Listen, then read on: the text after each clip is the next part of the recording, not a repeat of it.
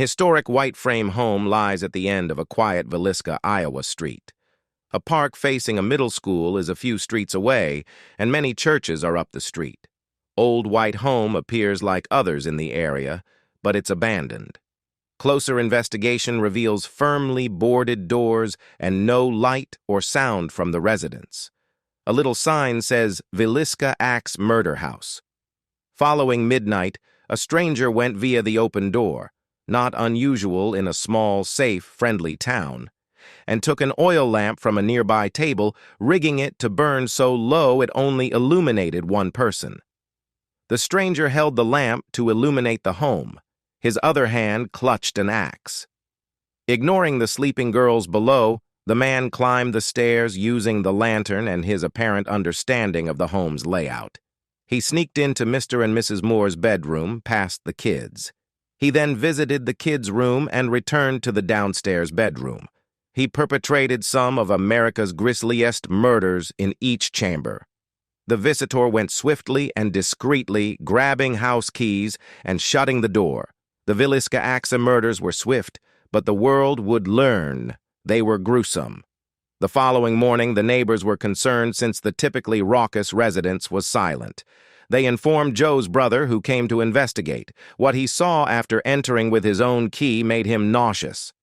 All 8 housemates were dead, bludgeoned beyond recognition. Police found that the Moore parents were slain first and violently. Swung so far over the murderer's head, the axe that killed them gouged the ceiling above the bed. The axe had struck Joe at least 30 times. The parents' and children's faces were bloody pulp. The following morning, the neighbors were concerned since the typically raucous residence was silent.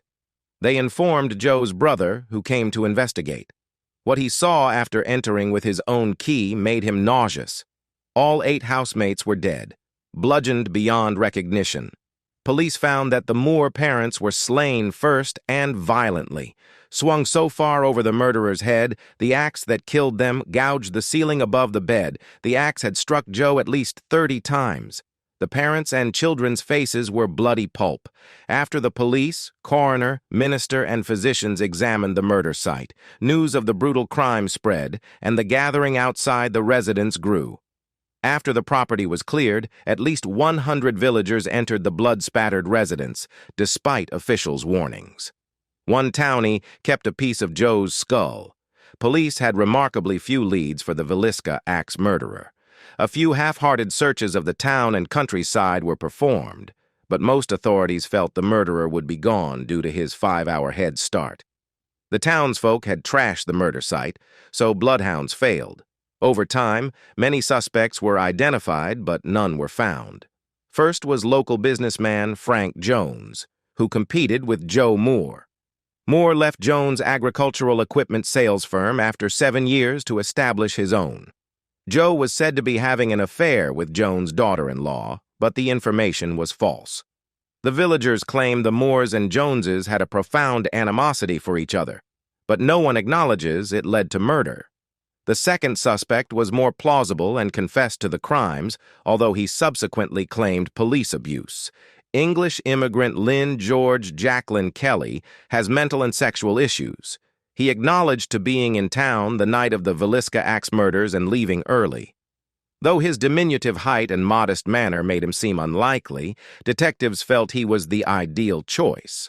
Police identified Kelly's left-handedness from blood spatters. He was also known for monitoring the Moore family at church and throughout town. Kelly gave a local dry cleaner bloodied garments a few days after the killings. He posed as a Scotland Yard officer and urged police to enter the property after the crime. After much grilling, he confessed the crime. His confession was quickly recanted, and a jury declined to prosecute him. Police investigated every possibility of the Villisca Axe murders for years. Was it one murder or a series? Was it a local killer or a murderer touring through town looking for an opening? Soon, nationwide accounts of similar crimes surfaced. The murders were less grisly, but they all used an axe and a low-burning oil light. Despite similarities, no linkages were discovered.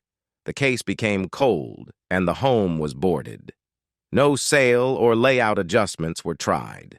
Today, The home is a tourist attraction at the end of a tranquil street, where life carries on unaffected by the atrocities that occurred within.